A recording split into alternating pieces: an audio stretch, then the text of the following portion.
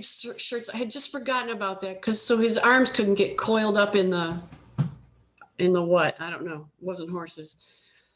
Which second shift, which meant that he got home at midnight, unless he stopped for a milkshake at Wally's, which he really couldn't afford. But we later learn in life that milkshakes save lives. So good job, G. The trailer only had one bedroom, so Tracy and I slept in baby beds just out in the open. Turns out that babies don't stay put very well. So shortly after Tracy was born, my parents moved to a small ranch house on Blue Lake Drive, which apparently made us giddy. Great shot, T. Blue Lake Drive. Where am I? Hang on, I'm still trying to get my view. How do I make myself big, Kurt? I guess I can't. Okay. Don't make yourself. What's that? You don't see yourself big. No, correct. I don't. Oh, well, I'll just play to my little tiny corner here. Blue Lake Drive holds the distinction as the first place that I have an actual memory. I was 4 years old and the wind was blowing wrong and the heavy door to the garage slammed my finger in it. But look, it's okay now. Aaron, no! Brendan was born next. Hold on, here we go. Brennan was born next, followed by Kurt. Oops, my parents were absurdly busy. My father worked more than full-time at Chevy. They had maybe one car that worked or it didn't. The day Tracy was born, my father had to park at the hospital on a hill, nose down, because reverse was gone. My parents did Midwestern things like play euchre and eat pie. Eat chips, I guess. They worked hard and saved money and occasionally reaped the rewards. Like on this winter day, December 21st, 1966, my father had finally saved up enough to purchase a brand new Camaro. It was red. He was so excited, he packed his wife and his 3 children into it and drove them to see the Christmas lights. And the very next day, my brother Kurt was born, which means that my mother was 9 months pregnant when she voluntarily climbed into a Camaro with 3 small kids to look at Christmas lights. Family is everything. We grew up. We moved to Detroit in the late 60s on Murray Hill, just south of 8 Mile, where we lived in a solid ranch house. Oh, yes.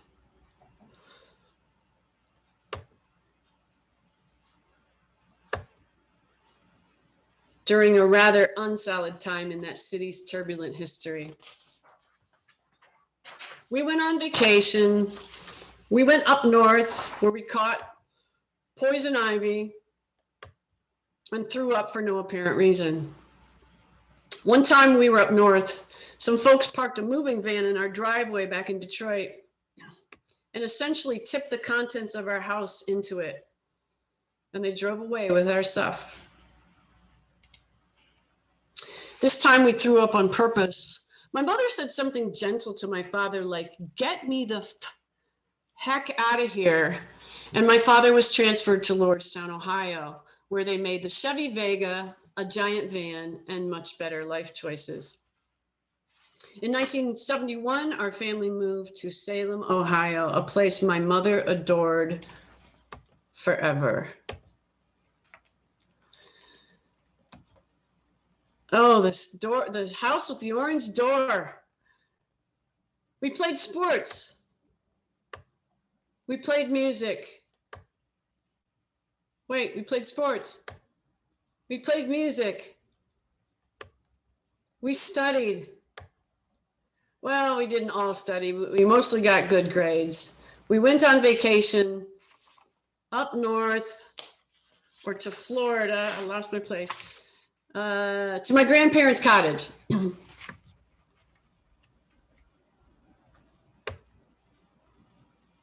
Sometimes we bathed in the lake and we were glad for it.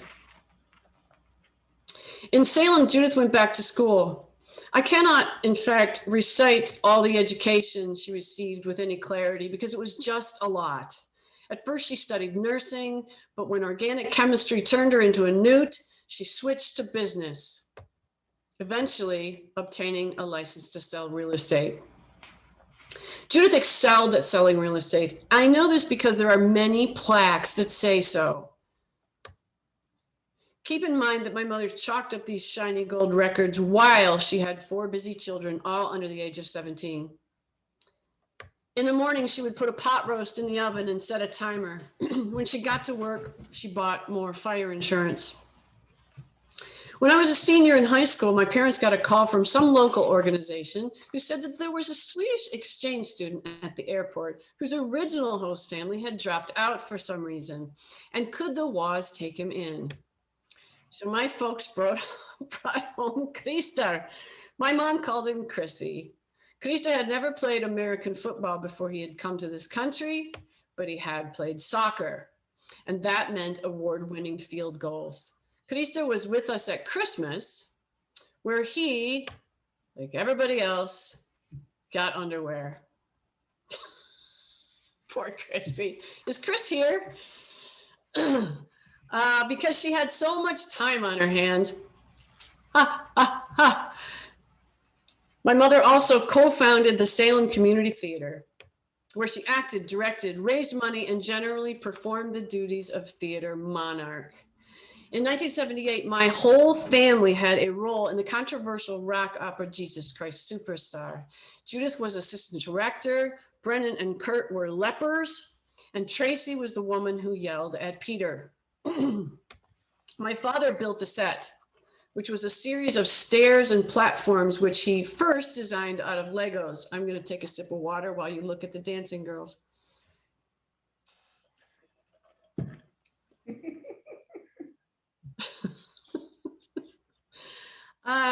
I wasn't allowed to be in Superstar because I was about to set off for college at GMI in Flint, Michigan. But I attended every rehearsal because I had a crush. Right now. Angel, you might want to mute.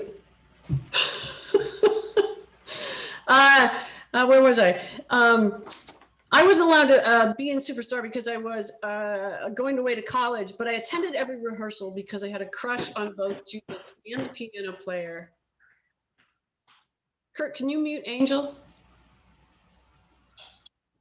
2 weeks before the show, the young woman who played Mary Magdalene accidentally fell off a horse and broke her arm. So I stepped into her costume. What a shame about Mary. What a damned miraculous shame. My mother appeared in several productions herself, including Jacques Brel. This is a shot of my mother along with her castmates spinning around a carousel, a crazy carousel. I still look at Tim Smith and I think, next.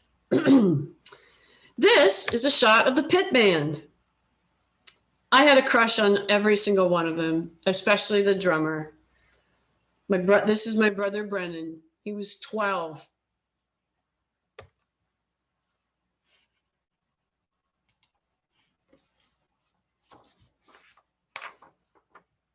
In 1979, while I was away at college, my father got transferred from Lordstown, Ohio, to the GM Tech Center in Warren, Michigan. Or so I heard. As the running joke goes, my family just kind of moved to Romeo without giving me a forwarding address. I eventually found them, though, because I needed car insurance. In 1986, my parents moved to Rochester Hills, into a place where they could finally stop moving. It was a ranch house that backed up to the first tee on a golf course. A gorgeous view. And neither one of my parents played golf.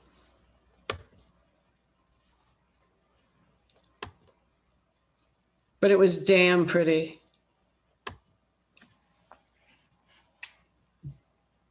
In Rochester, my mother continued her education and became an association executive for the Rochester Board of Realtors and later the South Oakland Board of Realtors. I apologize that I don't exactly know what she did during these jobs, but I'm going to guess that it involved kicking ass and planning events, not necessarily in that order. I need to skip ahead because if I spend too much time on how fiercely good she was at her jobs, I will miss out on telling you about the dash, about how she pushed and pulled and rallied and celebrated people. My brother Brennan once said of my mother, she was my best cheerleader, and he wasn't even the favorite. Somewhere along the way, my mother picked up a camera. You may have already noticed that Judith is not actually in many of the pictures that I show you. That's because Judy was usually taking them. Before you even had your coat off, Judith came at you. Okay, she would say, stand there. Okay, Mom, stand next to your father. Put some lipstick on my father.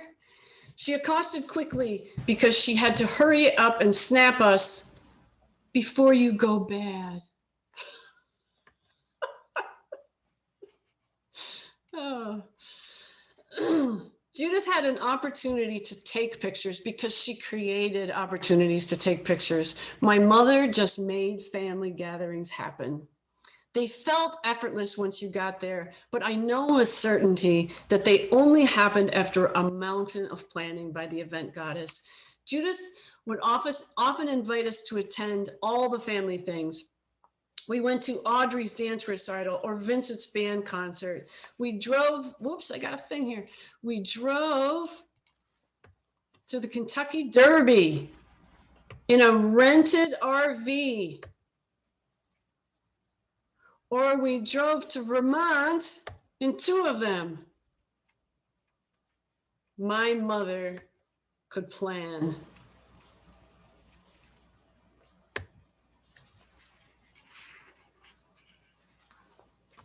If we met for dinner, she called the restaurant ahead to make sure there was parking, bathrooms, paper napkins. She knew who the waiters were and what was for dessert beforehand. Sometimes she booked the Loud family into our own private room, you know, so we could be loud in private. Ha ha. One time the Loud family was celebrating a birthday in some meat-themed restaurant.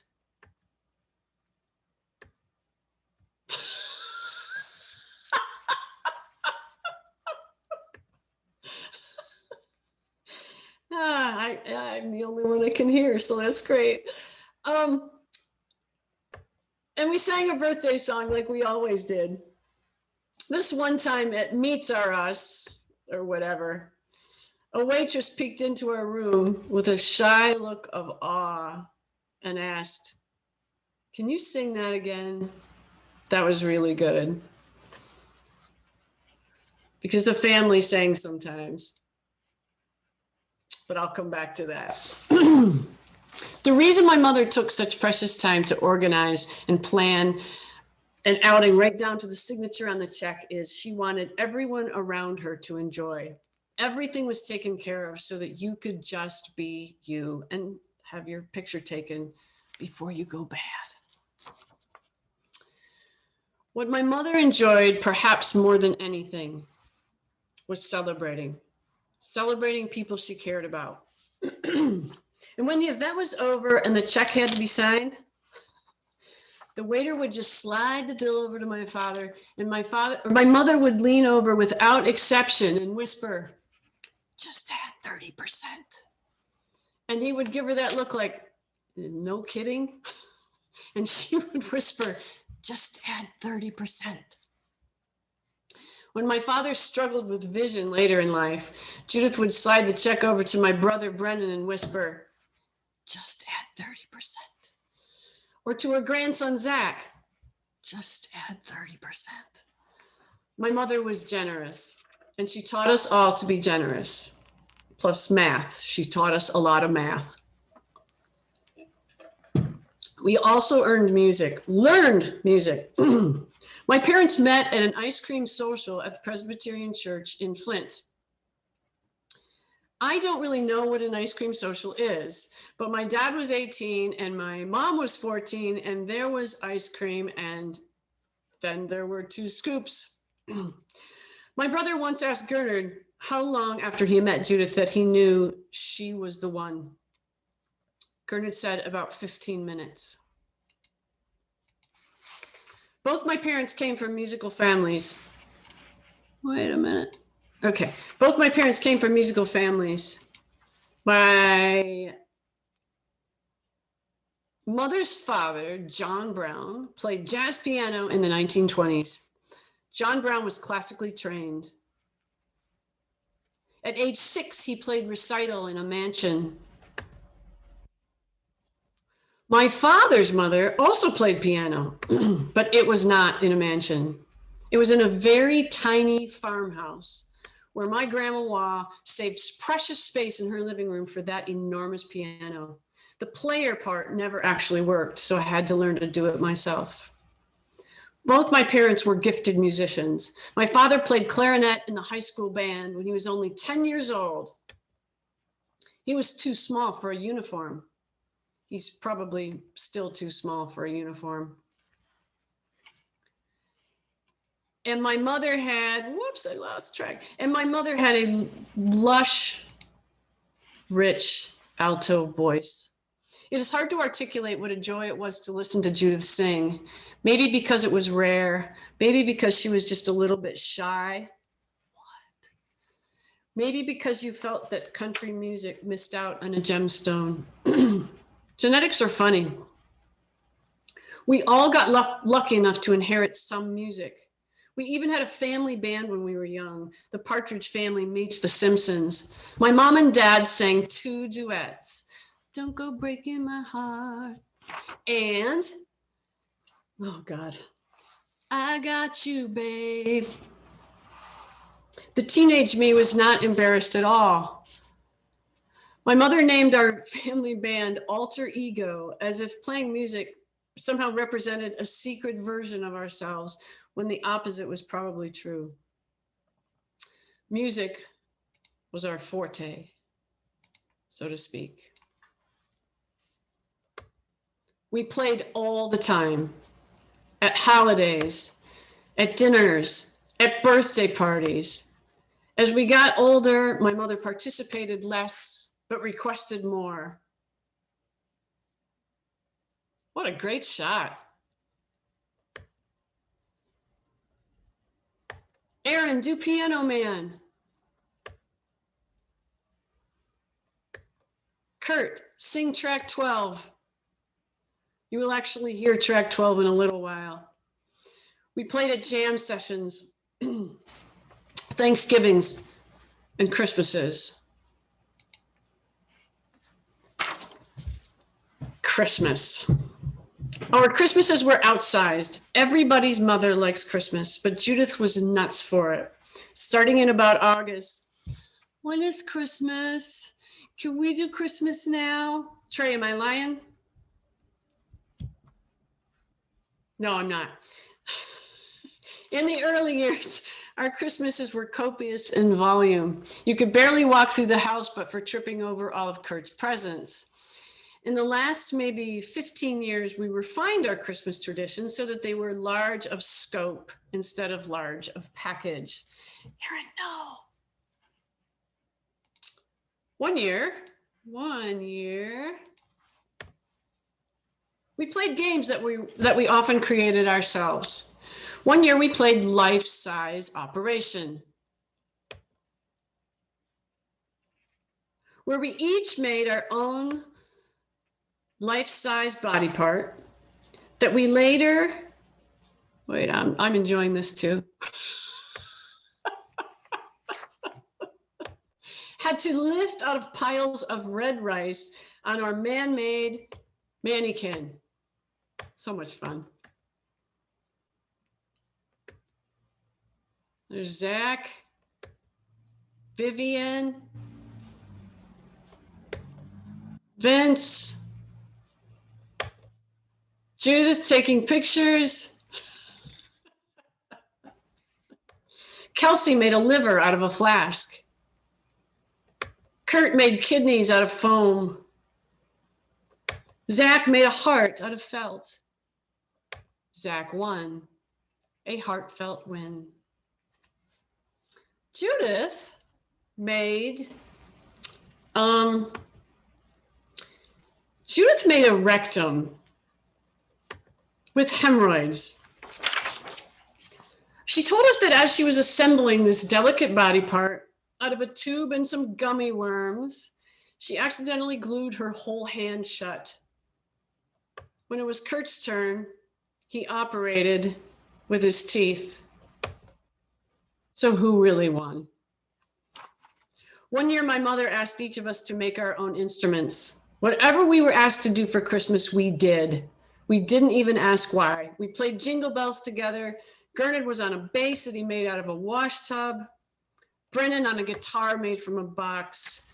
Jean on a tambourine from a pie plate. I was the director because I can't be trusted with glue. My mother was deeply clever. One year there were some very odd presents, a set of pink pajamas for me. And this was just 10 years ago. I was a full-on grown-up. Brennan had zip-up blue fleece onesie. He's 6'2". It was hilarious. And we still didn't know why. I opened up an Easy Bake Oven, and Brennan opened a box of cereal or whatever it was, Hot Wheels. And then Judith took our picture to recreate this. That's so awesome. Just 2 years ago, Judith sent my father down the hall to get dressed. She toddled after him. None of us knew what was happening behind that closed door. We'd heard rumbling and banging. Neither one of my parents was particularly physically fit at this time, so it was impossible to gauge exactly when we should call the authorities. But eventually, my mother emerged from the bedroom, sat down, and picked up her camera. And a few minutes later, my father wobbled down the hall towards us wearing this. If you'll recall,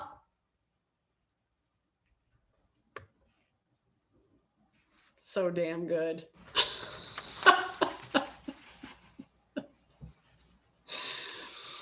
My mother had some select friends that she treasured with all her heart.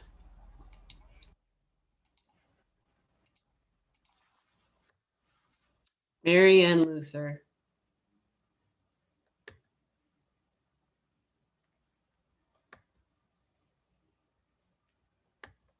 Susie. Lynn and Gloria. Marley. She treated them like the gold that they were. She bought them personal gifts, and they in turn did the same. Most of these women knew how much Judith loved her bears, so they added to her stash accordingly. This is a photo of my mango cat guarding only some of the bears in my mother's collection. And recently, my mother joined the Old People Center, which, by the way, I thought was a joke name at first. It really is called that. A place she called the zoo, where she met a group of friends she counted close, right up until she died.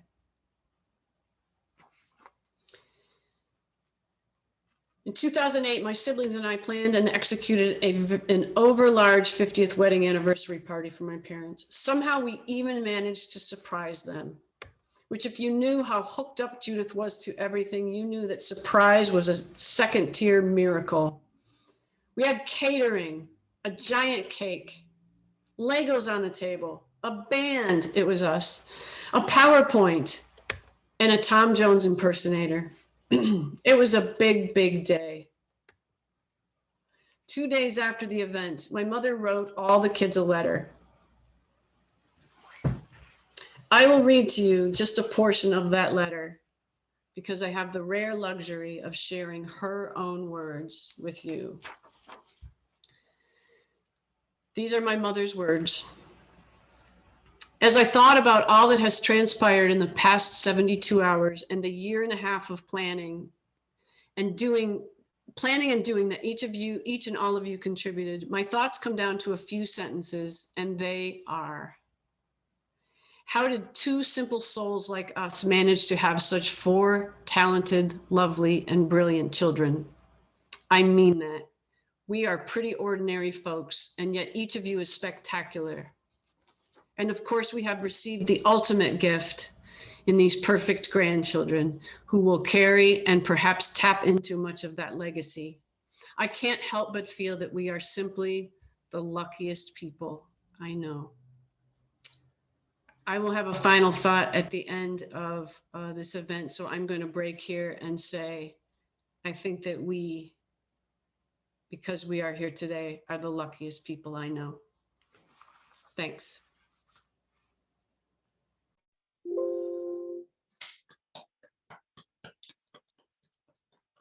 Yay. Thank you, Aaron. Okay, I think I'm back on here. Hello, everybody. Thank you, Aaron. That was great. Thank you. Appreciate everybody being here. We still have a huge group of people, 74 by my list, and probably some more watching in rooms together. Great attendance, just absolutely fantastic. We're so happy you could share this time with us today. So now we're going to share some other memories as well. And I'm going to start with a song by my wife, Kathy, that Judy really loved. So I'm just going to go ahead and share this, and we're going to listen to Ave Maria by Judy Waugh.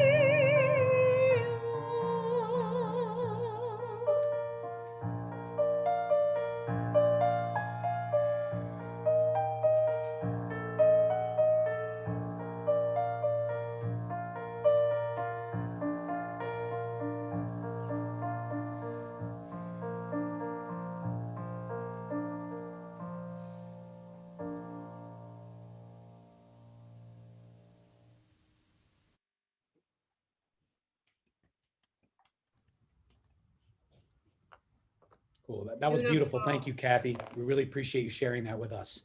Gorgeous. Thank you, Kathy. Oh, and next, we're gonna progress through the siblings here. And next, my sister Tracy, we're gonna show a video that Tracy wants to share with us, where she tells some stories about mom. So here's Tracy Stevens, and as she said earlier, she's in New Hampshire right now. So I'm gonna share this, and we're gonna have Tracy's video coming up here.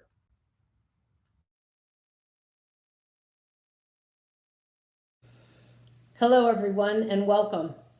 We're very pleased that you chose to join us today to memorialize the life of my mother, Judith Waugh. I am Tracy Stevens. I am the second child of Gernard and Judith Waugh. I live in New Hampshire now. I've lived here longer than I lived in the Midwest. As you may or may not know, our mother passed away on this same date 1 year ago. As I'm sure we all have, I read about things that talked about how you feel when you lose a parent, the grief, anger, denial, etc. And I'm sure I felt all those things. I am just pleased that we were able to have this service today, because I've had a year to think about what Judith meant to me. In my early years, of course, Judith was my parent. And I told her once that my earliest memory of being alive, the first memory I had, was of her coming at me with a hairbrush. She didn't like that story, but it's true. Throughout my life, both of my parents have been very supportive. They were always available to talk about whatever was going on in my life at the time. And then as I got married and had 2 boys of my own, they got to share in that joy with me. And I'm grateful for that. When we're young, the number one job of our parents is to be a parent. I hear a lot of people say that, parents spend too much time trying to be a friend to their children. But the way I experienced it was that, yes, when we're younger, our parents' number one job is to teach us about life and be a parent. However, as we get older, they become more a friend. And I can say without a doubt that my mother was my very best friend. And that's for many reasons. Judith was always there for me. As you can imagine, with me living in New Hampshire and her being in Michigan, most of our communication was on the telephone. Whenever something really bad or really good happened in my life, she invariably would be the first person I'd talk to. When Judith passed away a year ago, I didn't know how I would feel about that. What would I feel? And I'm sure that I went through all the stages of grief that anyone does. But there was another part that surprised me more than anything, which I'll get to in a second. What I've experienced a lot these last few months is mostly when I would have a joy in my life. I realized that the first person I would call would be Judith, and I would share my joy with her. It took me a few months to realize that she wasn't going to be on the other end of the phone any longer. I learned to accept it, but it was hard. I missed that. I missed sharing the joy more than anything, because there was no one in the world that had greater joy for me or my boys than Judith. Another thing that I've come to realize in these last few months is how often I would talk to Mom and Dad when there was a major decision I had to make in my life. Things like buying a house or changing jobs. I always ran it by them because I valued their opinion quite a bit. And when I was doing something that I'd never done before, I felt so blessed to be able to talk it out with them and glean some of their knowledge. So after many months, something else started to happen for me, and I find it quite interesting. Perhaps many of you out there found the same thing when you lost one of your best friends. I still have conversations with Judy. And what I mean is, there is so much of her inside of me that when I did want to pick up the phone, and when I did have something to share, or when I did need her opinion, I can still get it. What I do is I channel my inner Judy. That's what I call it. I channel my inner Judy, and I have that conversation with her. And Sometimes I don't even know what she's going to say, believe it or not. But after, thinking about it for a while, I realize that she is inside of me. And so I haven't really lost my best friend. She's right there, and we talk a lot. Thank you for being here, and thank you for listening. And now I have just one more thing to share with all of you. I hope you like it. I'm going to play this. JR and I just started teaching ourselves guitar a few months ago, and I can remember my mom saying how much she loved this song, and she wanted it played at her funeral with bagpipes. But I don't play the bagpipes, and I barely play the guitar. So here we go.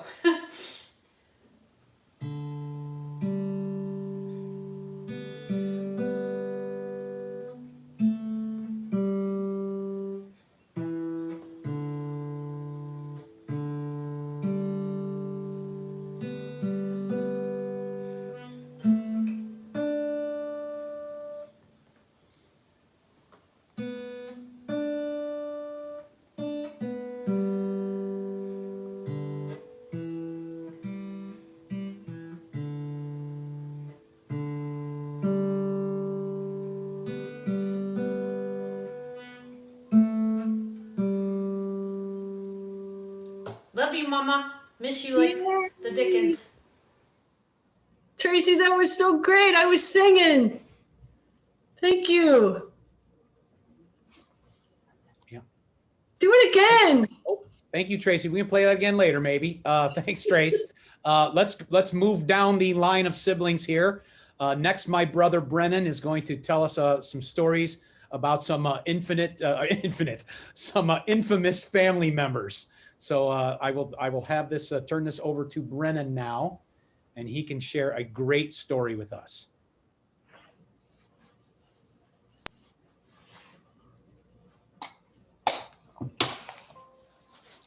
Hello, everyone. My name is Brennan Waugh. I am the third child of Gernard and Judy Waugh. And this recording is being made on Saturday, February 20th. I decided I needed to record this lovely story about my mom and I because I was afraid I wouldn't get through it during the memorial. So be patient with me as I share this story, which takes place in Salem, Ohio in 1976 when I'm 11 years old. At 11 years old, I looked like this. Oh, look at that cute guy with his long hair. For my entire life, my mom would harass me and tell me that she wanted my hair to look like this long, beautiful hair, to which I would mumble under my breath, yeah, I want my hair to look like this now too. Anyway, just thought I would share that with you, what 11-year-old Brennan looks like. So it was the middle of the week of December. My mom had come home from work. It was dark outside. We had had snow on the ground, and she told me, we're going to run an errand. I'd like you to come with me. And I thought, sure, why not? So we jump in the big Olds 88, and I noticed that she had put a blanket across the back seat of the car, which was very unusual, but I wasn't going to ask any questions. And we proceeded to head about our way, headed the wrong way out of town, past the edge of the universe, and eventually arriving at a trailer park home. And we walk inside, and on the ground, on the living room floor, is this massive litter of puppies, and my heart starts to race with excitement. But my mom is all business, and she turns to the owner and she says, could you please point out the largest dog of the litter? And the owner says, oh, you mean Bear, and reaches down and grabs Bear and hands her to my mom. And we quickly wrap up our business there and are headed out to the car to put Bear in the back seat.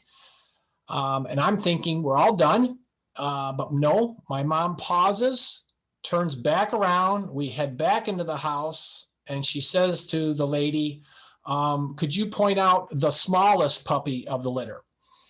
"Oh, you mean Runt." And she proceeds to hand Runt to my mom. And now we're headed back out of the house with 2 puppies. Oh, heavenly day. And immediately following that feeling, I'm thinking, Dad's going to kill us. But anyway, we proceed to drive home, walk into the house with these 2 brand new puppies, and the house explodes into joy. Well, at least 5 of us were feeling that way. But truly, this was one of the happiest days of my life. Those dogs were one of the most important friends in my life during those years. And true to their names, Caesar as an adult grew to be a 110-pound mixed St. Bernard Collie, and his little sister grew to be 80 pounds. I mean, these were dogs that as a 10 and 11-year-old, you could ride on their backs like horses. Suffice to say, they were a huge part of my family's life.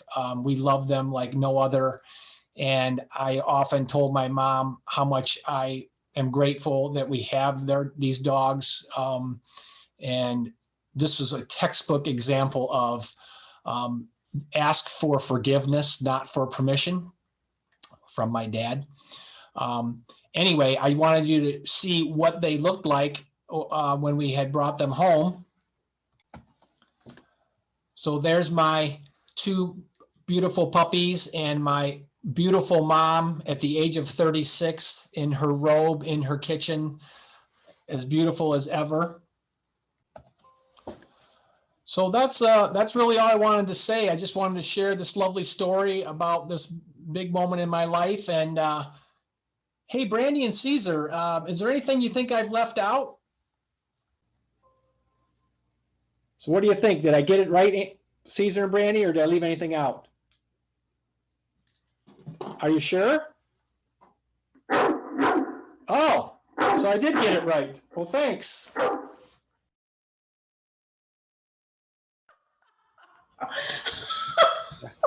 Thanks, Brennan. Thank you, Brennan. Quite a bit of a surprise there at the end. So now, before we go into our next clip here, I'd like to ask Brennan to introduce what we're about to see. If that's okay with you, my good man. Yes. Okay. So yeah, I think what's coming up here is just a musical clip. So the quick story here is, I believe it's 1999. The whole family had piled into a couple giant Suburban, headed to Tracy's house for a visit. And Tracy had this wonderful idea that we were going to go to her friend's studio in his house and record ourselves singing, which ironically, I think I can say we had probably hardly ever done up until that point. We had never actually tried to record this family in a professional way. So this was a first. And we recorded, at least 20 songs, probably didn't complete any song from front to back because we never know the whole thing, right? We only know the best parts. Anyway, so this is one of my mom's favorite songs, "Oh Holy Night." We always sang it at Christmas. And the reason this song is a good one is because Kurt is singing lead, and all 4 of us are on this singing backup harmonies. So anyway, that's the story. If anybody wants to add anything, but it really was a special day, a special weekend, and I'm really grateful that we have this collection of songs now as a legacy keepsake. That's it.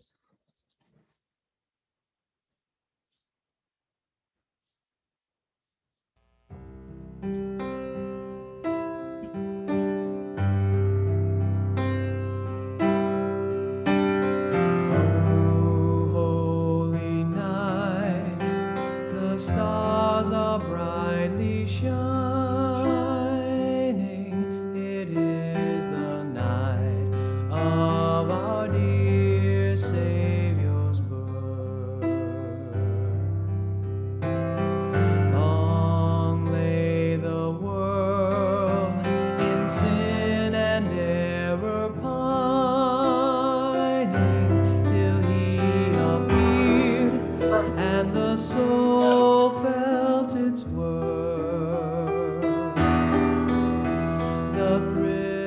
of hope.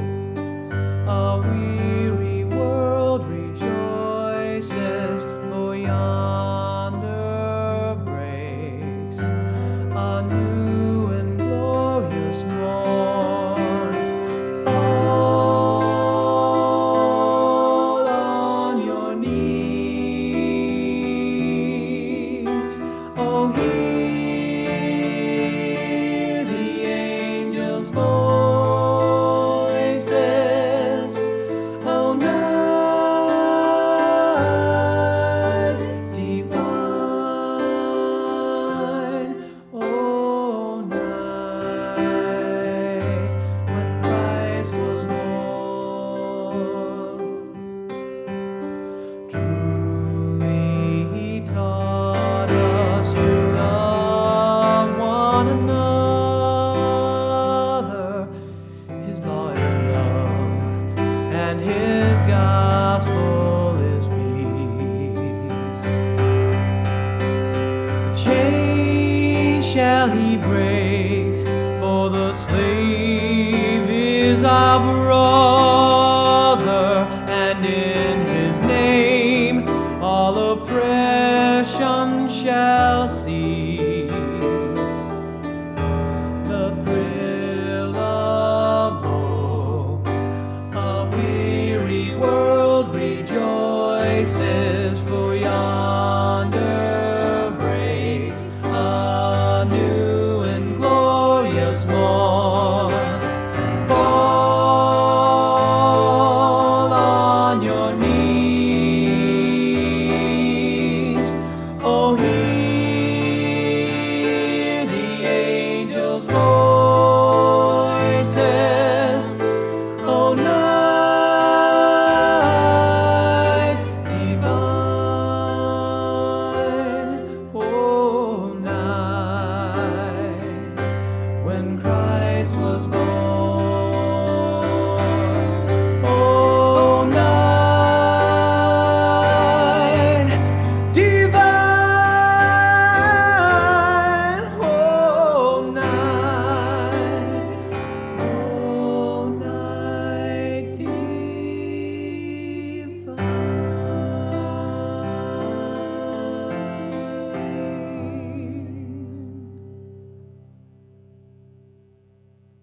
Not bad. Cool, one Christmas tune, Not yeah. bad. All right.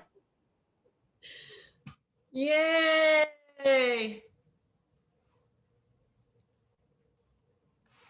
That was All great. right. Thank you. Thanks. Well, thank you. Okay, cool. That was great. Thanks for introducing that, Brennan. I believe Aaron is going to introduce this next clip of my parents. So, Aaron, if you would be so kind. I forgot I was up. Oh, Am I- hey, Aaron, you're up. Yeah, you're going to introduce the Okay. next clip. What are we doing? StoryCorps. Oh, StoryCorps. Okay.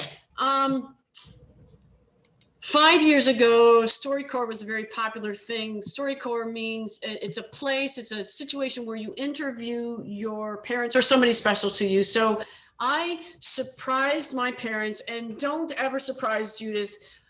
It doesn't always work, but I did. We did surprise them, and we each interviewed them, and each grandchild brought a secret question. I didn't give them questions. They brought their own question. And they asked both Judith and Gernard at Christmas time in my house. We have chosen one of those clips to share with you. And I'm already nervous. You're about to see Judith on video. So go ahead, Kurt. 5 years ago. Okay, my name is Vincent Ryan. I am soon to be 25.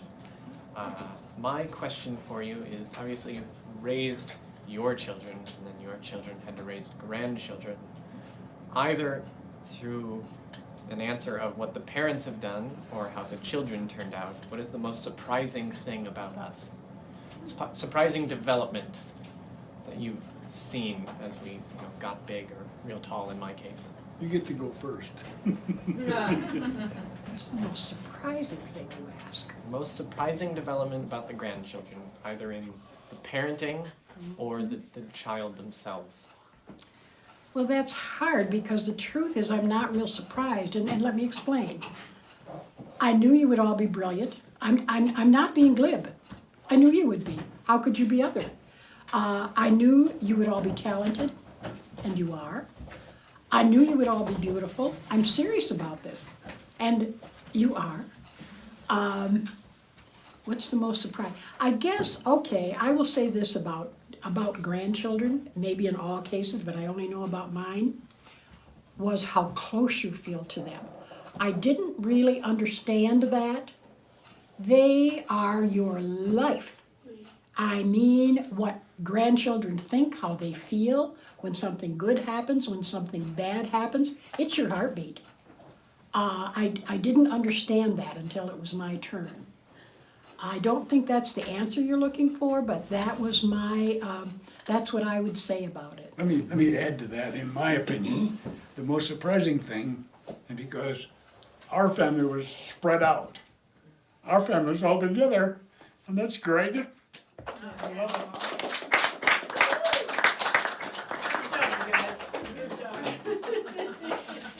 We get to be together.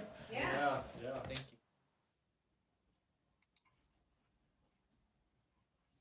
Dang, that's good. It's always great to hear from Dad and Mom. That was a beautiful day. We had a whole bunch of different questions that all the kids submitted, and it was a really, really special day. Before I move on, both for that day and his help today, I want to thank Tracy's son, Ed Miner, who really helped us out with a lot of video editing. You'll also see some of the work that Vince did here in a minute, but I want to thank the family. Everybody participated, everybody chipped in. So it's been a really great effort. Everybody's just been great. So thanks to everybody for all your help, but particularly Ed and Vince for the work they did today on some of the videos. So thank you again. Now I'm going to actually turn it over to Vince to introduce this great work he has done with some of his cousins. So Vince, if you would be so kind as to jump on and let us know about this next clip we're going to see. You bet. By the way, I saw that video. I still own that sweater.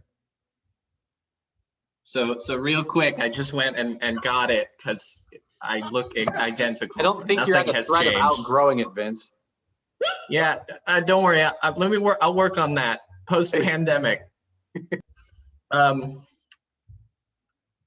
We planned this get together, and my mom said, "Do some music," and she pointed at me, and then she said, "No, all of you," and we all kind of went, okay. But that is a very Waugh thing, which is to say, we're going to do this, do it well, and everyone participate, and we did. Originally, it was going to be, I don't even remember what the original song was. Amazing Grace. Amazing Grace. There we go. It was going to be Amazing Grace. And I said, that's a very good song, but every Thanksgiving, we always sang, "We Gather Together." It was the opening prayer song before we got to eat. That was your sort of like ante-in order to get turkey. And Judy always printed out the lyrics and handed them out. And then we would debate what key we needed to sing in and who was going to be lead, and it took a while. But that was always our get together. So we had all of the grandkids from wherever they are record a video, send it to myself, and then I produced it into what you're about to see. Thanks in advance, Vince. I'm so excited.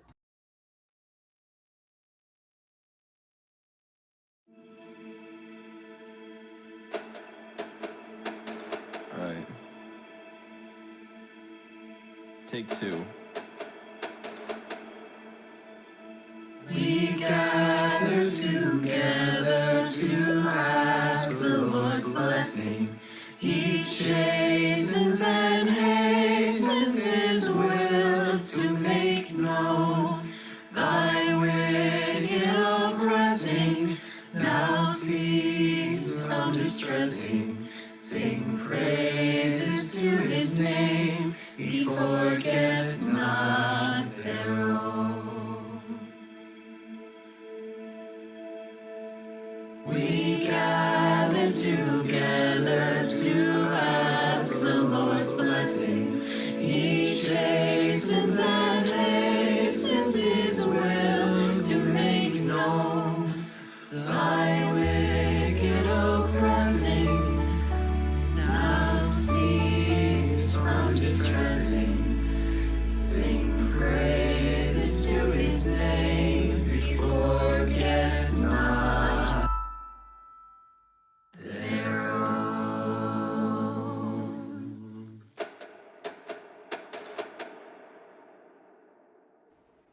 Yay!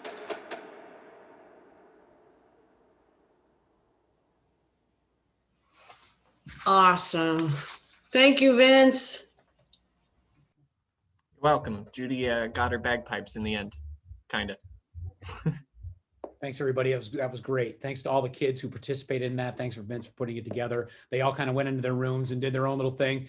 You can see Ed with his cool studio, so he's got a little jump on all of us. So I'm sure that was a little bit of fun for everybody. So thank you all for doing that so much.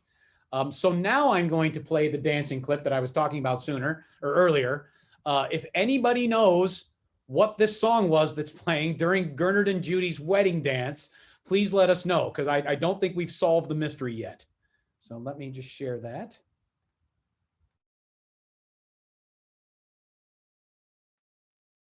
Yeah.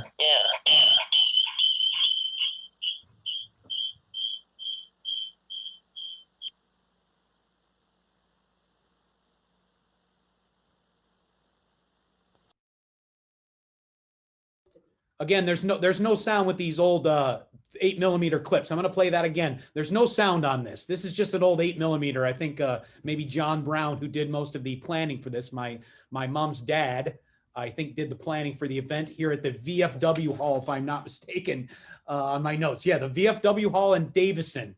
So we wish we knew what this song was, but you can see him cutting a rug. Clearly, they took some lessons. I like the little kids slamming in the background. Same as ever. Cool. All right, good. We just wanted you to see that we have a whole, Brennan made a whole, got a bunch of old media updated for us, and we pulled a couple of video clips from old 8mm films there. So very, very nice. Okay, so I think I'm going to send it back to Erin again, and she's got one more thing to add here. Yes, I do. Okay, let me get my screen share ready. All right.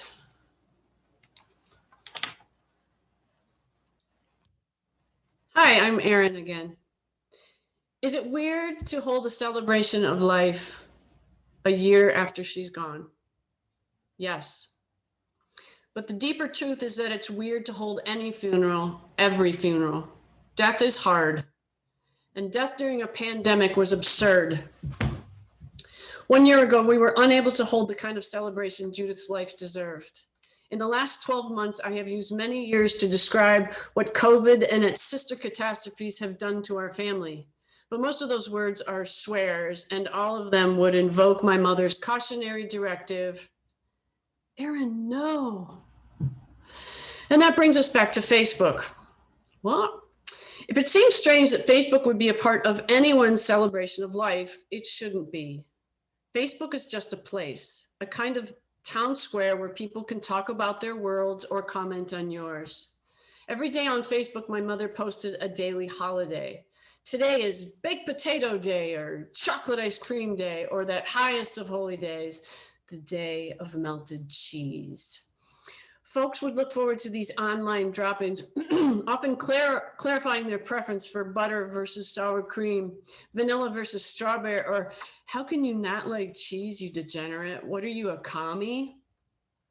And sometimes, often, I would write something inappropriate, and my mother would chastise me with her now famous, Erin, no. And it was funny every time.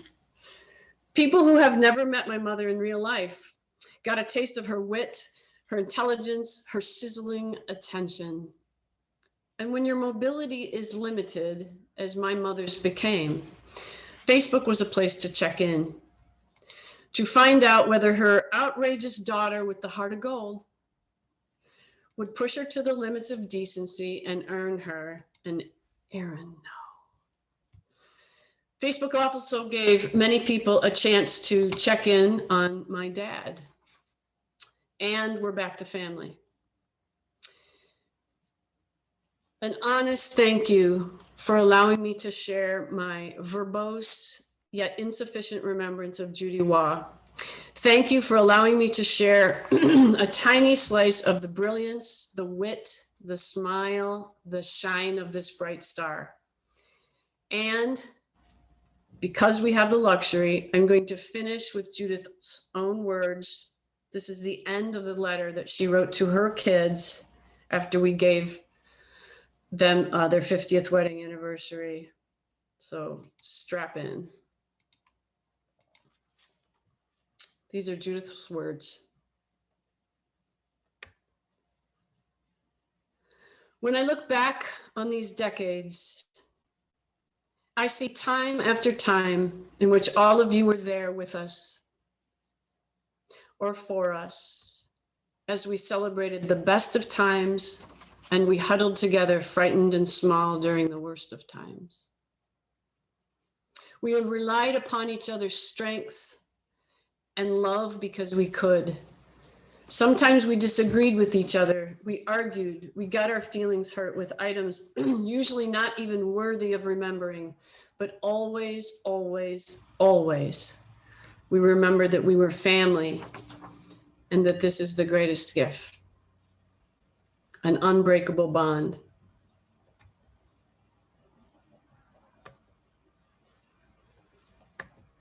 And yes, she wrote all of this, including this next part. When the time comes that Gernot and I must pass from this life,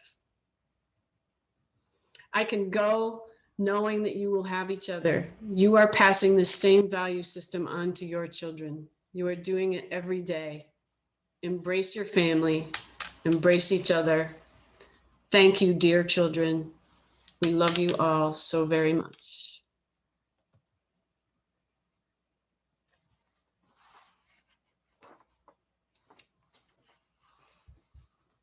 Thanks, you guys. All right. Thank you, Aaron. Really appreciate that. So to end the main portion of the memorial service today, we will have a chance for everybody to speak in a second portion. I'll tell you about that in a second. But to end this main memorial portion of the service today, I'd like to have my niece, Kelsey, my brother's daughter, Judy's granddaughter, Kelsey, lead us in a final prayer for the ceremony. So Kelsey, if you would be so kind. Thanks, Kurt. I wasn't smart enough to record this ahead of time, so if I lose it, I'm not really going to apologize, but please join me in prayer. And as Shelley said, please feel free to pray as you would or along with me. Dear Heavenly Father, thank you, thank you, thank you for blessing us all with the life and memory of Judy Waugh. She was a beaming light in this world, a force of nature, fiercely loyal and loving. Help us to always remember that she is eternally at peace in your heavenly kingdom. Cement her essence onto our minds and hearts through stories, laughter, tears, and private reflection. The memory of Judy Waugh, a mother, a grandmother, a daughter, a sister, a coworker, a friend, will surely stand the test of time through all of us who remain.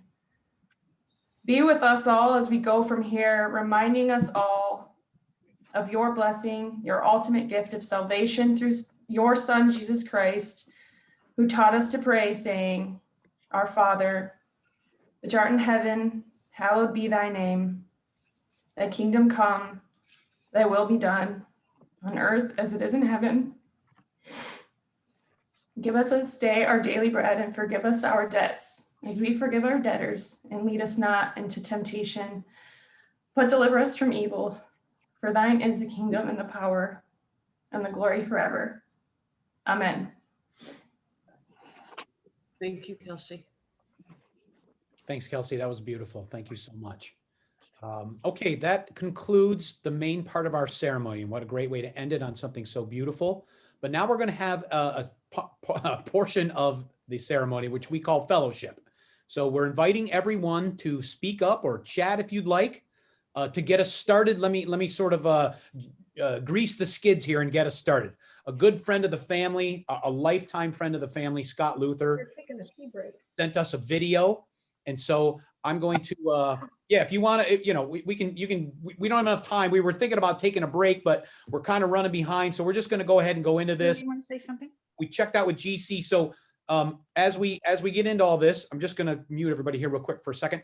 Again, everyone is welcome to say anything they like, take as long as you'd like, but I'm going to show Scott's video real quick here. And then if somebody else wants to go after that, jump right in. So we'll come right in and let me show this video. It's just great.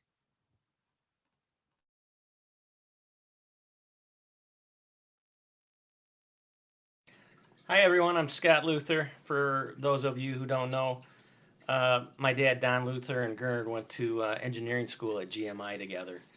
And Judy and my mom Marianne were very close, and I can't really ever remember a time when I didn't know the Waughs, as you can evidence from this picture from 1968 with me and Kurt and Brennan. Brennan being the, looks like a riverboat captain maybe, and Kurt's got his dinosaur pants on. So when we lived in Ohio, they lived in Ohio, and I can remember going over there at night and just trying to keep up with Brennan and Kurt was impossible. And Judy has always been like a second mom. I can't remember her face without her just smiling all the time. She helped me with my first resume. I came out of surgery one time and she was there waiting. Truly one of the best people I've ever known, and she is missed greatly. And I want to thank the Waughs for getting this put together. I appreciate it. Thanks. Thank you, Scott. Thank you, Luther. I got a quick add-on if we're good here. Please go ahead, Zach. Yeah. So we talked a lot about our family's appreciation for music, but I do think on the other end of celebration, there's also an appreciation for food. Maybe that's just me. And I think that may have been slightly understated. So I want to bring that to life for today, which there's not a memory I have of Judith without there being some connotation with food. You know, she always welcomed a full family. And, yeah.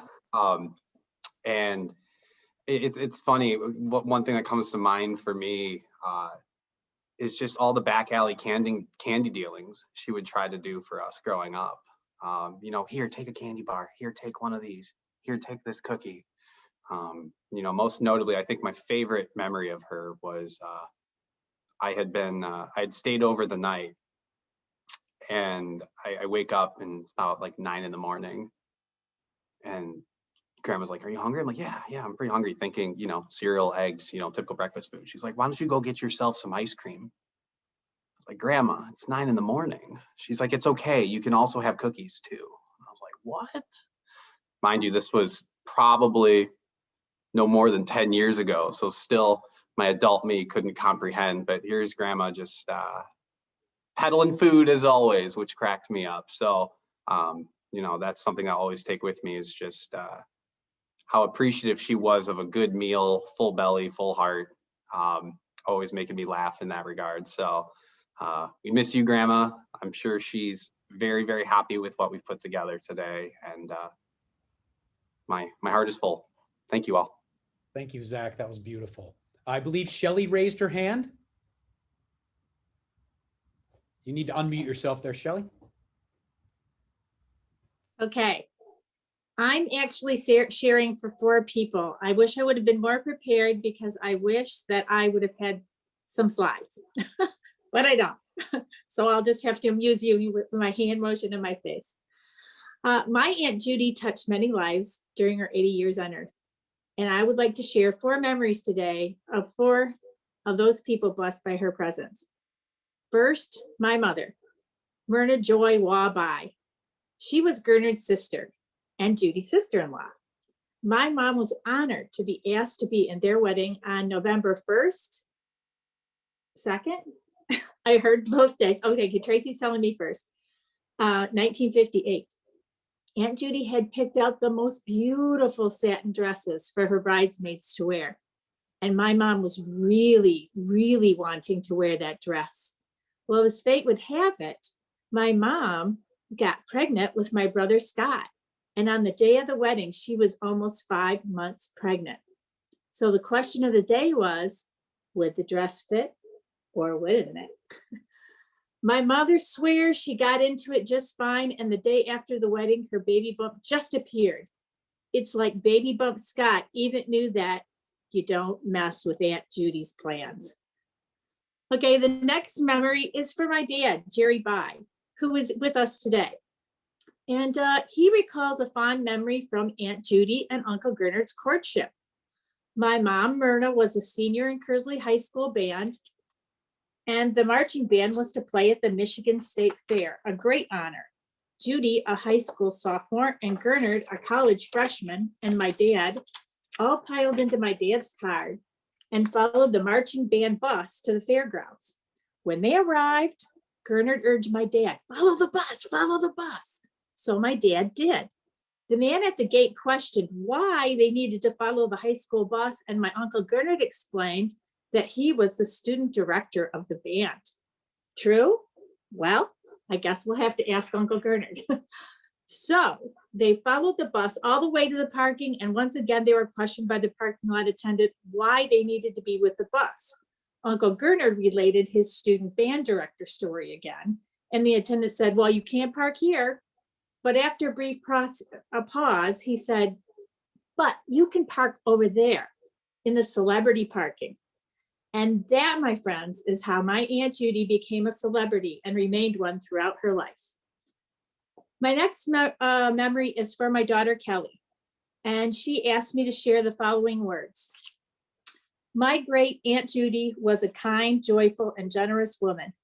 She always seemed to go out of her way to stay connected, whether it was through surprise letters, just a minute, whether it was through surprise letters, Skittles in the mail, or leaving the sweetest comments in a Facebook post. As an aside, my dad, Jerry, related the same story of a wonderful candy bar arriving in the mail every year for his birthday. And I'm sure many of you here have received these generous surprise gifts as well. Kelly continued, Aunt Judy and Uncle Gernard created a beautiful family, and although I was not her granddaughter, she always treated me as one of her own. I love you, Aunt Judy. Heaven gained a most magnificent angel. I am sure Myrna already gave you a giant hug and some brown bread. Save us all a seat for the next W group. Love, Kelly. And finally, it's my memory time. I would like to note that Aunt Judy always made me feel special and loved, and she called me Sunshine.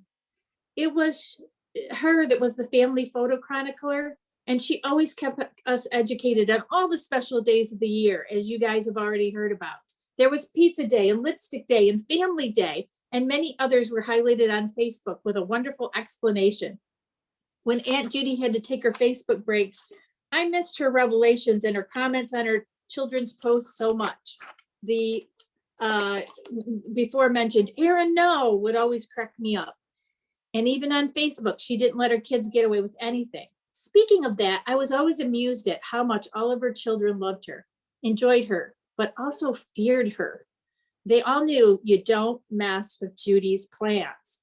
At family gatherings, while children were entertained with their music, Aunt Judy's kids knew to never turn down a song request from her, because Aunt Judy's will would always come through and that song would be played. I would like to leave her children and all of you with a poem that someone gave to me when my mom passed. And here it is. I am sure you will miss her. The very one who rocked you in the beginning needed you most in the end. When you were there with your tender heart and your steadfast loyalty, doing the right thing, exactly the way she would have hoped, exactly the way she taught you to do. What a tribute to your mom. God bless you all. And we miss Aunt Judy desperately. Thank you so much, Shelley. Thank you. Thank you. Shelley, that was beautiful. Thank you so much. We've known your family. I don't ever know not knowing your family. So I grew up with the Buys around and everybody else. So it's been great. I have a couple, I think maybe Dina wanted to speak, and we had a request, and Brennan, if Dad's ready, and we'll take both of those. We had somebody wanted to know, I think we have somebody ready. I'll go to Dad next. Prep Dad, somebody wanted to know how Dad met Judy. How you met Go Mom? to Dad after this. Let's go to somebody. We have somebody queued up, Brennan. If you can wait 1 minute, we're gonna let somebody else go ahead. Go ahead. Yeah, go. You got a name? No, I got someone on iPhone who said they're ready. I got a hand up. Whoever's got their hand up, there you go. Hi, Kurt. Hi, Aaron. Hi, Tracy, and hi, Brennan. This is Linda, cousin Linda from Maryland at this point. One of my favorite memories when I was a young girl was of going to Judy's house and Gernard's house on Murray Hill. And as I was there, Aunt Lottie was with me. I drove her over, and all the kids were either practicing music, playing, running around the house, just delightful, while Judy made tea for Aunt Lottie, Charlotte Teese, and I, and me. And what happened was there was a conversation and a piece in it where somehow the phrase Judy used was, "Oh, that person would surely be SOL." And Aunt Lottie looked at her with her stern face, and you had to know Lottie Teese to understand this. And she said, "And what just does that mean?" And without skipping a beat, your mom said, "Sure out of luck." And of course, we all kind of chuckled and thought, "Oh, that was a close one." But blessings for all of you. This last year has to have been difficult. Your beautiful mother was surely a treasure. And I know that she is at her eternal rest right now. And my love and our family's love, Philip and Bill and everyone, Nancy and Patty, to all of you. Blessings to you. Thank you so much, Linda. Thank you. Hugs. Thank you, Linda. Mom never stopped talking about how much she loved your family. So we knew Thank you, Linda. all very well. Thank you. Next, I believe we have Dina ready to speak, and then we'll go to Dad. So Dina, if you're ready, we're ready for you. All right. I'm Dina McDonald. I was blessed to have my mom be best friends with Judy. And so she was in my life for 50 years. Wonderful. Just reflecting what everyone else has said. Warm, kind, caring, thoughtful. She just was sunshine in a jar. She did send me a candy bar in the mail. Who knows that she sent other people them? It's just crazy. She did it to everybody. And I had two little memories. One, I was working downtown, and of course, everybody that knows Judy knows her, and my mom loved Tom Jones. One of my clients was able to score some Tom Jones tickets at the Fox. I just got them to them. I didn't say anything about them. Judy and Mom said they started walking in, and they kept walking and walking and walking right down to like the first or second row. They were both so excited. And that was a fun memory. And also Judy was so kind.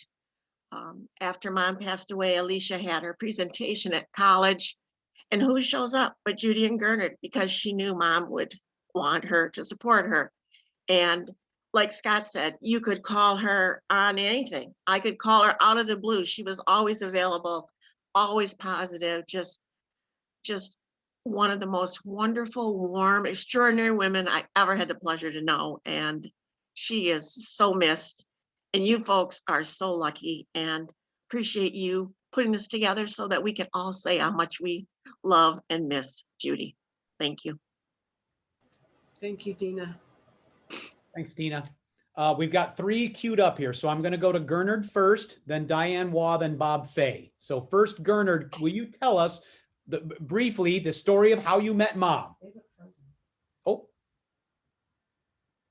did we lose Dad? Mr. Waugh, Mr. Gernard Waugh? Maybe we lost him. Okay, let's go to Diane. Diane Waugh, I believe you had your hand up. If you'd like to share with us now, it'd be a great time. Are you there? You'll have to unmute yourself. Okay. Thank you. Yep, we can hear you. All right. Hi, beautiful job you children have done, and grandchildren, for your mother, a beautiful tribute. As most of you know, Judy and I were not blood, but we had a kinship as we were married to brothers. And what a wonderful, wonderful relationship. I'm sorry. That was. So many nice stories, so many good stories. Judy helped me through many health crises. And sometimes I don't think I could have done it without her, but she is sorely missed. I'm sorry. Just a couple of cute things. So you mentioned, one of you mentioned Gernard's red Camaro. Tom and I got to have that sitting outside of Calvary Presbyterian Church when we got married. Tom and Bernard had traded cars because Tom was afraid somebody would mess with his car. I'm watching the pictures and so many memories, and God, we were so blessed to have her in our lives.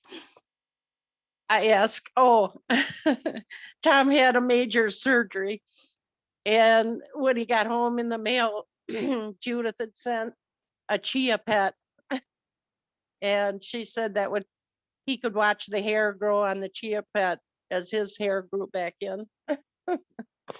And Shelley, Tom was on the bus. He was in the band when your parents and Judy and Gernard were following the bus. Tom said he was on that bus. Tom is here with me. He's like me. He's too emotional to talk, but he loves you all. Love you, Gernard. Thank you.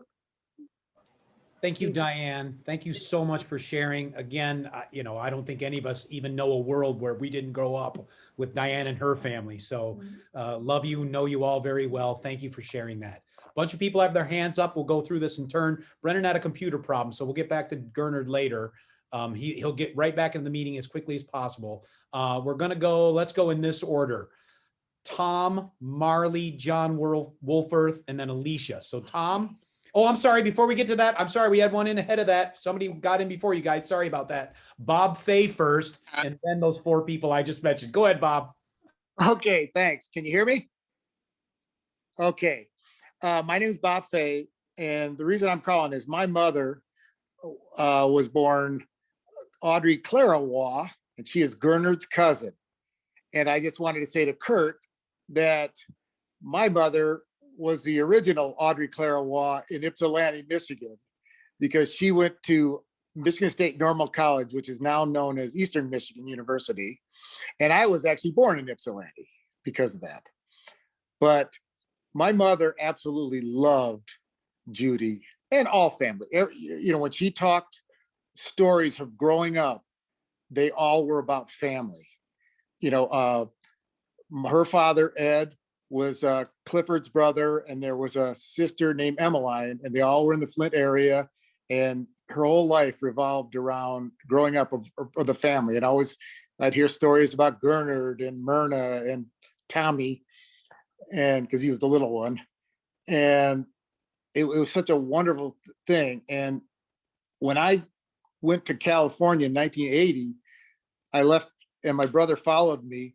We ended up leaving my parents in Michigan all by themselves. And your parents would always invite them over for gatherings and stuff like that. And she would call me and tell me about these wonderful stories about going to your house, and it evolved into this big sing-along. You mentioned always singing, and that's what she'd always bring up. She said it was so wonderful, the singing and everything. And it was so great. And the Byes were wonderful to her, and her brother Ted and her family. They all, when she didn't have her family there, the Waughs took over, and I always appreciative of it. But a real good story is 2008. I don't know if a good story, but my father had died in early 2008, March of 2008, and my mother was going through chemotherapy for cancer. And it was obviously it was a really rough year for her. And we get this invitation from the 4 of you inviting us to the 50th wedding anniversary of Judy and Gernard. And I asked my mom, did she want to go? And she says, oh, I don't think I can make it. I'm so weak. You know, I just don't think I could. I said, well, what if I go with you? You know, and I'll be there for you. I'll drive, do whatever. And you just have to show up and be there. Oh, that would be so wonderful. And so we flew in, stayed with Myrna. And if you recall, that day of the party, we all got there ahead of time. And then I don't know who snuck them in. And they had the reception line where everybody came in right at the beginning. And I'll never forget when my mother got up, I was trailing right behind her, and she got to Judy, and I thought your mother was gonna break down and cry. She just repeated my mother's name, Audrey, Audrey, Audrey. She was so happy and so loving. It was so wonderful that it actually made the year. It was a tough year for her, but it was a pretty good finish with that party. And I thank you guys for, and so there's no way I couldn't have gotten into this. And oh, by the way, I was actually at your parents' wedding. I was at the 50th wedding anniversary, and now I'm attending this celebration. So I'm one of the few people, and none of the children can say this. I was actually at all three of those celebrations.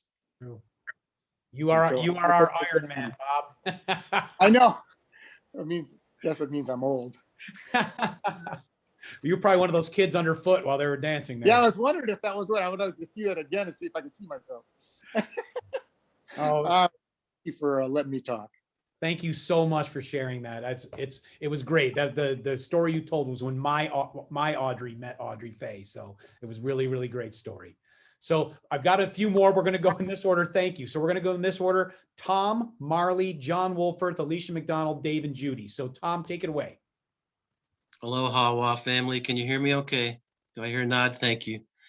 I'll do this quickly, but I do have to go back to that earthquake. I have to say, right in the middle, a 5.3, it turns out. A friend notified me via text just recently, and I have to say, I'll always remember that as your mom visiting me in her mighty spirit. So it's very special, a very special quaking of the earth over here.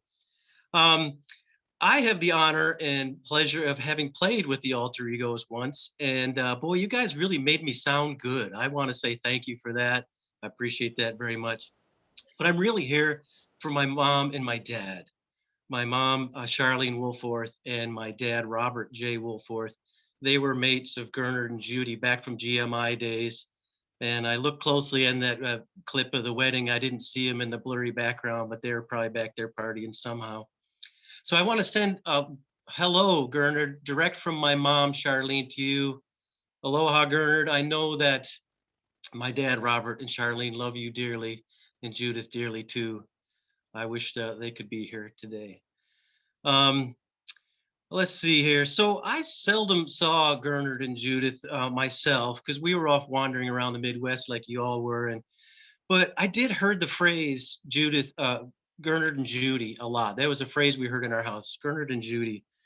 And when it was always said, it was always in a joyful way, and stories would come out, and there were smiles and happiness with my mom and my dad. So we became conditioned, us kids growing up, that whenever we heard that phrase, Gernard and Judy, it was just a pleasant feeling, a sparkling feeling of wonder. And I just have to say, as I wrap up here, that even to this day, when I hear that phrase, Gernard and Judy, it's like a magic spell for me, invoking happiness. So it continues to this day, and I will spread that magic as well for all of you and for myself as well. So thanks, y'all, for letting me have a few seconds. Thanks. Thank you, Tom. I think we should name it the Judy earthquake now. That's right. I will spread the good word. I will spread that magic over here. Thank you. Thank you, Tom. The Wolfers were another family we grew up with. There was never a time we didn't know Wolfers. They were everywhere. So it's really great to hear a familiar voice and see a familiar face. Next, Marley, one of his mom's friends, is going to speak. Marley, are you there? You might have to unmute yourself, Marley. Hello, hello. Okay, we'll get back to Marley. John Wolforth, are you there? I'm here. All right. And as we just discussed, I'm Tom's brother, and I believe Gernard was the best man at my parents' wedding. Somebody could correct me or add to that. So yeah, like you say, she would have been there when I was born, I guess. And throughout all the life events, so graduations and all that. And that's one that I wanted to tell a little story about. And just before that, tell the silly story. Your parents were really mentors in a way. Things that my mom and dad couldn't necessarily do, your mom and dad could. It was a different feeling when we went over to your house, and we could open up about family things and life things. So here I am standing around with Judy and a couple other moms, and they're cutting some cake for something. I don't remember what it was. And they're talking about, well, are you cutting it the right size? And Judy said, I've been doing this for a long time. And she just sort of took the knife and kind of flipped it up. I'm tired of doing everything right. So it was just like don't worry about that stuff. And it was a good lesson for me. So thank you. Cool. Thank you, John. Really appreciate that. That was great. They love these stories. We're going to have, I'm going to give Marley another go round. Then we're going to have Alicia, Dave, and Judy. And I believe Beth might have raised her hand as well at some point. So Marley, are you with us? I think so. Yep. Can you hear me now? Okay. My name is Marley. Most of you don't know me. You might know the name. I was a good friend of Judy at the zoo. And you might wonder why we called it the zoo. Honestly, we had no idea. That was Judy's invention. Reportedly, she transported it from another workout facility. We all worked out at OPC, which is the senior center. And okay, so we were the zoo, and you can imagine when we would tell our friends that we went to the zoo at 6:30 in the morning. A lot of hilarious conversations existed after that. Okay, now I've heard a couple people mention the chocolate bars. I also was the recipient of chocolate bars, as were some of the other people in the zoo. My problem was Judy always sent me hard candy during the winter and chose the summer to send the chocolate bars. I never got to eat one, but it was the thought that counted. And Judy was so kind and so compassionate. And she knew everyone's mood, and she geared the candy to that mood. Many of you don't know that Judy and I shared a special fondness for casinos. We went to MGM, and that's where I met most of Judy's family. And I don't know if you all remember that, but I was sitting at a table eating my lunch after having lost all the money that I took with me. And I looked over, and who was standing at the buffet but Judy? I couldn't believe my eyes. So I went and I said, Judy, what are you doing here? And she said, well, I'm here with my family. So she took me over to meet all of you. I remember specifically Tracy and some of the grandchildren as well.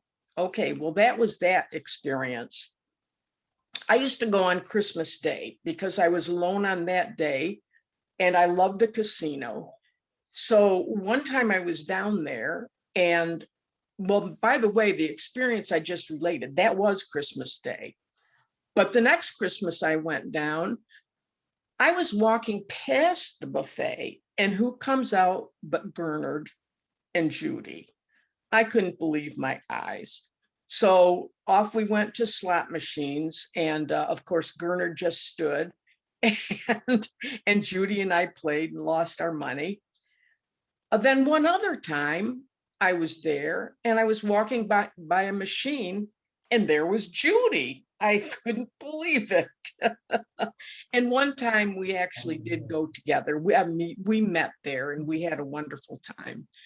But I guess that's all I have to say, except for the fact that Judy was the kindest, sweetest, most generous and compassionate person with all of us at the zoo. And we shared, there were no secrets we could keep from Judy. Everything just spilled out as soon as we would see her. And she's sorely missed. And the machines are sad. We're sad. Everybody's sad that Judy's not there. But we were privileged to have known her. I loved her dearly. And anyway, thank you for letting me talk. Oh, thank you so much, Marley. It's really our pleasure that you came here. We heard so many good things about you for many, many years. So it's really great that you came and shared. It was a lot of years, wasn't it? The good kind. We'll call it the good kind. Now tell me how to turn off my microphone. I got it for you. Don't worry about it. I'll handle it. Okay. Thank you. Thank Mark. you. Okay, next up is Alicia. Alicia, are you there? Yes, I am. Go ahead. So for those who don't know me, I'm the granddaughter of Marianne Luther, formerly the honorary Waugh family member. And I've known her for, well, I'm 27 now, but I've known her for 26 years. And she even threw my mother the baby shower for me. I'm not entirely sure that story, how it goes, but all I know is I was told that she threw the baby shower because I don't think anyone else was able to at the time, but she was always willing and hopeful and just like always sunshine. And she just wanted to help and be so generous as she is. And every year on my birthday, she would always send like a little happy birthday message in the mail with, of course, some money, which she didn't have to do, but always would sign it, Ms. Gernard and Judy. And I even was able to be a part of a few of the Waugh Loud Christmases and became the photographer as well. And this one, I don't know if you can really see it very well, but it said, just because two people fell in love, and this was at the Christmas of 2011. And it really is true. Just because two people fell in love, all of this would have never happened and we wouldn't be where we are today. And she always was so kind and made me feel like part of the family. I always referred to Vince, Kelsey, and Zach as my cousins whenever I would mention them. And even though we're all different parts of the country now, we're always still that family and always check in every so often. And I was always referred to as pretty girl. And she always was so kind. And even for my, I think, senior year of my homecoming, I got ready over at my grandma's, which she did live in Auburn Hills, literally maybe about a 10-minute drive from Judy's. And I was like, well, why don't you go over and surprise her? And she would love that. Of course, had to take pictures of every angle, even my shoes, even when I'm on the cell phone. I just be getting a phone call saying, hey, come here for these homecoming plans. So she still took a picture of me on my cell phone and then would send them via email. And it would always be a thing with photos. Be like, here's pictures of you and grandma. Here's pictures from all the other holidays. Even gotten invited on like little outings after Christmas. So I was always a part of the Waugh family, and Judy was always so welcoming. And I thank you guys for putting this celebration together, and I'm glad I could be a part of it. Thank you. Thank you, Alicia. Really, really appreciate you sharing those memories with us. Again, another person that we've never not known her. Her whole life, we have known her. So our whole family, so total family member. Okay, so we're going to have coming up Dave and Judy, and then Beth, if you're out there and want to speak. And then I believe Allison wants to say something. So Dave and Judy, please take it away. Almost. There you go. Yep. Hello, everybody. We're giving you the next door neighbor perspective of everything here. We've been Gernard and Judy's neighbors for several years, and 35 years. And but we never saw the kids get raised. They saw our kids get raised, and but they've been. This is kind of an outside looking into this whole thing, because we never had any musical ability, so we were never invited over for the family jams. But we certainly are totally wowed by this whole presentation today. And what a fantastic, wonderful, beautiful family that they started over 50 years ago, whatever it was. And just honored to be here, hearing this and seeing this and hearing these stories. And we certainly are going to miss them as our neighbors, right, Judy? We are. And Judy would always call me, it would seem every year after Christmas cards, and she'd always just call up with some wonderful, friendly comments about our family, and just always had wonderful, nice words to say. They were great neighbors. Hope we keep in touch with Gernard, and we're going to miss them. Thank you for letting us share and be part of this. Thank you for checking in. Good to see you again. Thank you so much. That was great. Yes, and you were also people we never heard anything but the greatest things about for many, many years. So thank you for being such great neighbors to my mom. Beth, if you are out there, I had somebody indicated to me, I didn't see your hand raised, but somebody said you might want to speak. Did you want to speak, Beth? Yes, no, maybe? Unmute. Oh, there we go. I'm muted. Hear you. Yes. Okay, you got me. All righty. I wanted to share Judy's childhood with you. We met one another. I'm Beth Willoughby. And when I was 10 years old, I moved to the Kersley Lake area in Flint, and Judy was a neighbor. And we were in the same grade. We went to the same church. We had the same interests. We became instant close friends. And as we got older, we sang in the church choir, we sang in the school choir. When I was editor of the paper, she was my co-editor. When she was editor of the yearbook, I was her co-editor. We were in all the school plays together. So we had music in common. We just had fun together, because y'all know Judy's fun. And in fact, when we were seniors in high school, we wrote the first performance program that combined the vocal and the instrumental music at Kersley High School. So that was fun. We were very close growing up. So I wanted to share with you one of my favorite Judy and Rod stories. Her brother Rod was 4 years older than Judy, and he was just a very popular kid. Outgoing, friendly, good looking. All the girls loved him. Except me, I had two brothers of my own who were older, and they were pains in the neck, and I kind of thought Rod was too at the time. And he liked to pester us. So when I would get home from school, I'd go home and do my few chores, and I'd go join Judy, who had a lot of chores. In Judy's family, she took care of the washing and drying and ironing, scrubbing floors, vacuuming and dusting, and started dinner every night because both her parents worked. So she's busy after school, and I felt a little sorry for all that hard work after school, so I came and helped. But Rod liked to pick that time of day to pick on us and to pester us. And he got to having a favorite thing of getting a wet dish towel and swatting us with it. And he thought it was funny. We did not. And when we asked him to stop, he did not. So Judy said, let's get revenge. Ron had a bedroom upstairs, and there was no door to prevent us from getting in his bedroom.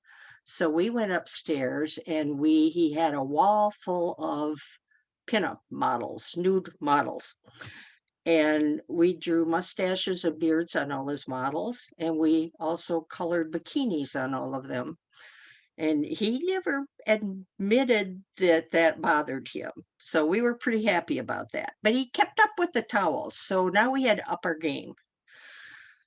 So after a few more days of this, again, as soon as he disappeared, we went upstairs and went through his bedroom drawers and got out all the mushy letters that girls wrote to him, because he was a very attractive guy, and all the bunch of girls, hundreds of girls, had crushes on Rod. So anyway, we got out all those letters, and we circled all the mushy parts, and we scattered them all over his bed so he'd be sure to notice that we got them. And I think that slowed it down a little, but it still didn't make it stop. So Judy was percolating. What can I do about this? Get him to leave us alone. So after a few days longer,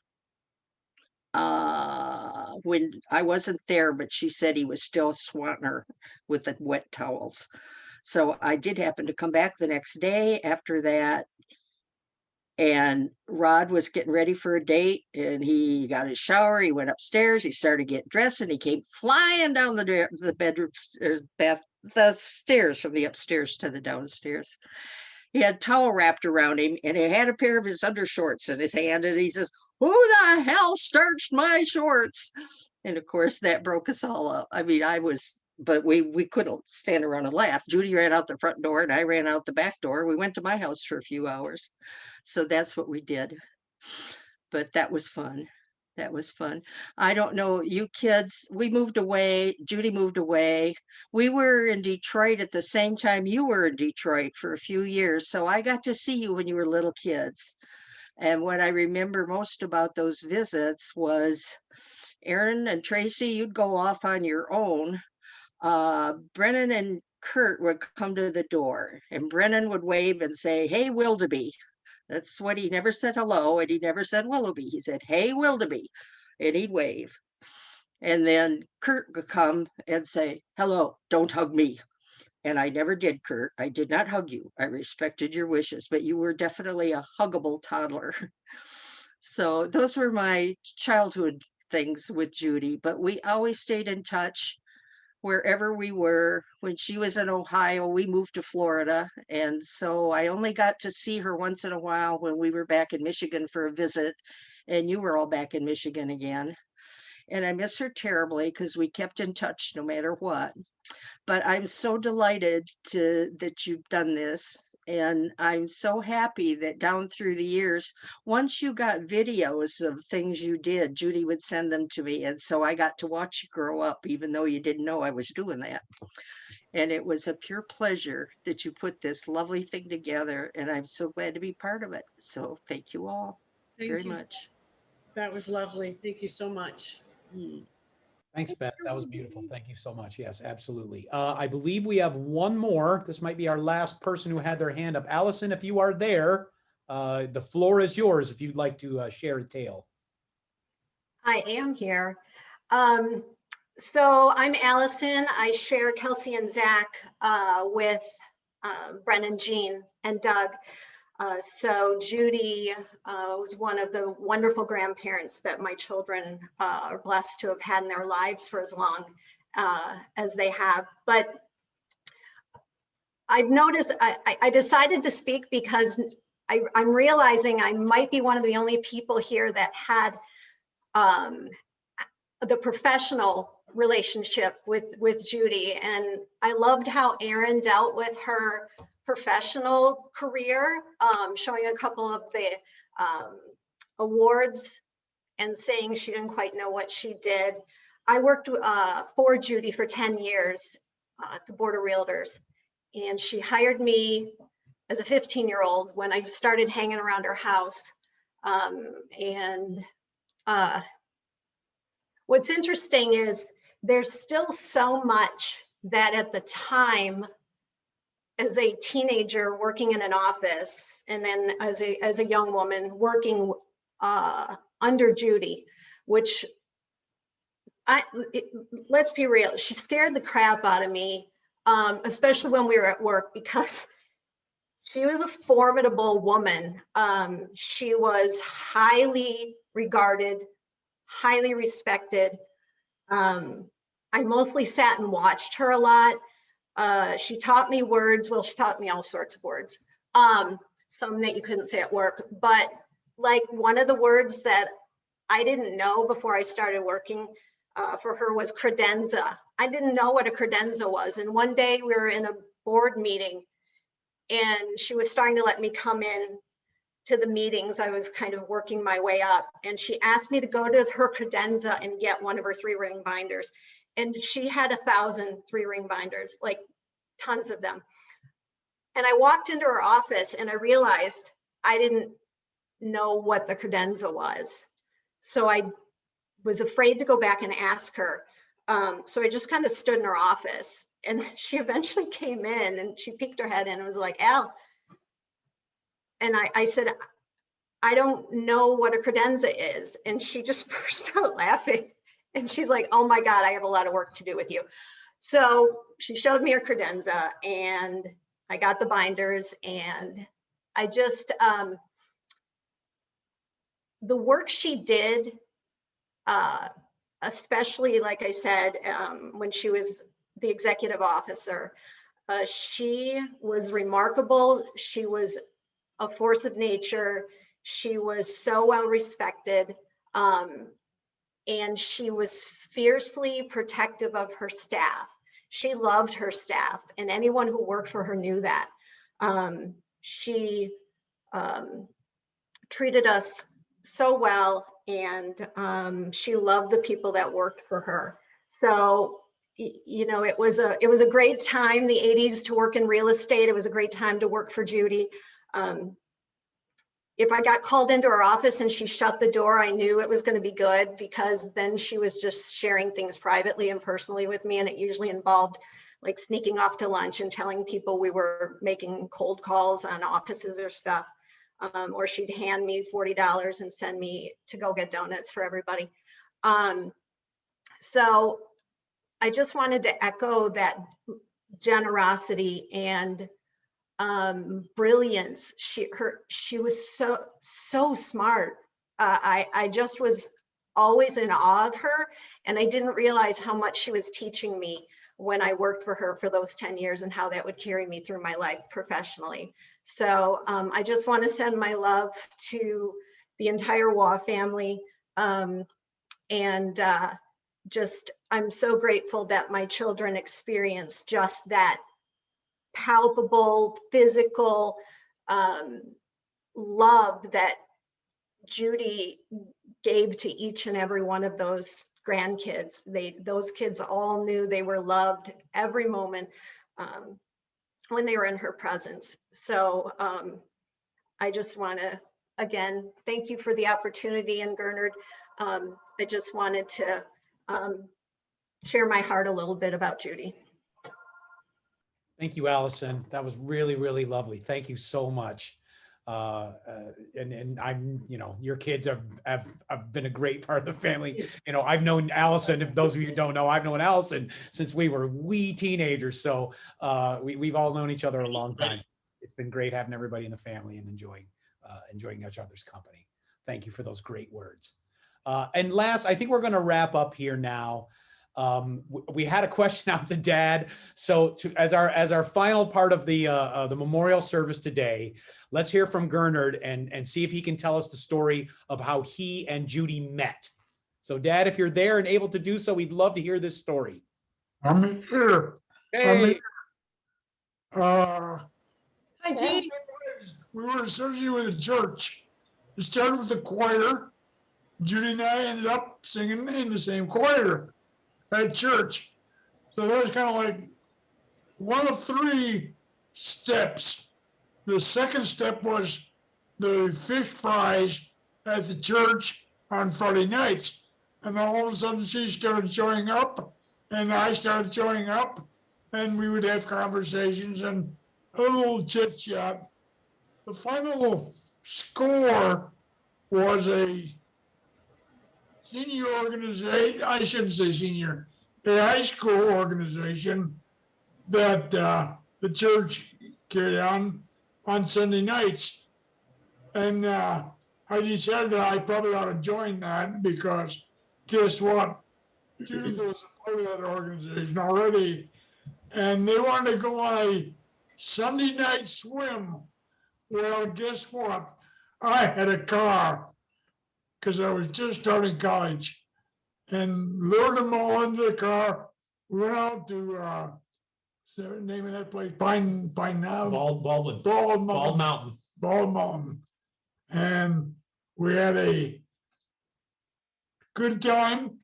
And then from those 3 exposures, I finally decided to ask her for a date, and she agreed to go with me. I think we went to a drive-in movie or something, but it was no big thing.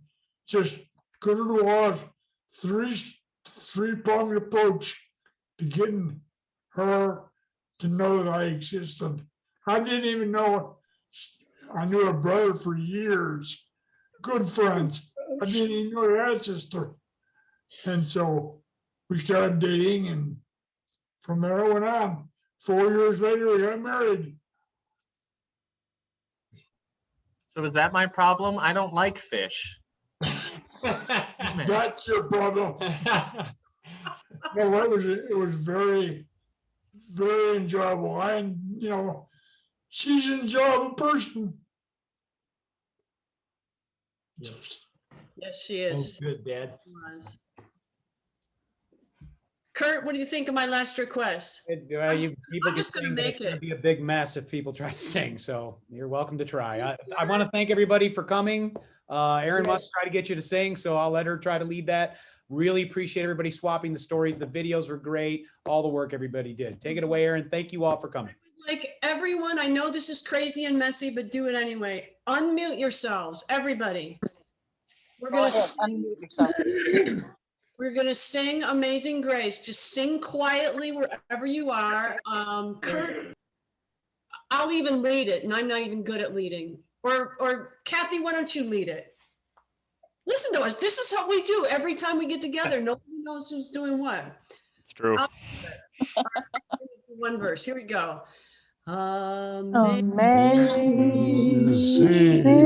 grace, how sweet the sound that saved The wretch like me. I once was lost, but now am found. But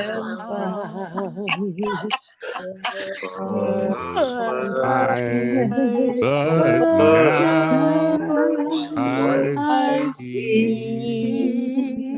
Pick it up, people. My goodness. All right. Bye. Hi. House rules. Bye. Bye. Boy. Did a great job. Beautiful. Beautiful. Fantastic. Bye. Bye, Uncle. Bye. Love you. Good seeing everybody. To laugh through that song. Bye. Bye. For inviting me. Thanks, everybody. Wonderful. Thanks for being here. Thank you.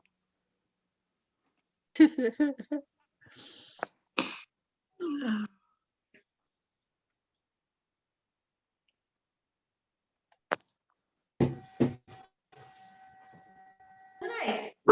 Miss you, Judy.